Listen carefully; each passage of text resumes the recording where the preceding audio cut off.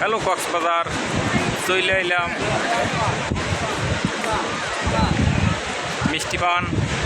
আমাকে জসিম ভাই কই? জসিম, মোটু জসিম কোথায় গেল? ওই মোটু জসিম কোথায় গেল? এই যে ঘোড়ায় ঘুরি উঠছে। এখন আমরা এই ঘোড়াটায় ঘুরি উঠছে, ঘোড়া ওঠে নাই। আমরা এখন দেখতেছি না হাঁটতেছি। জসিম গেল? জসিম এই প্রাণের শহর কক্সবাজার।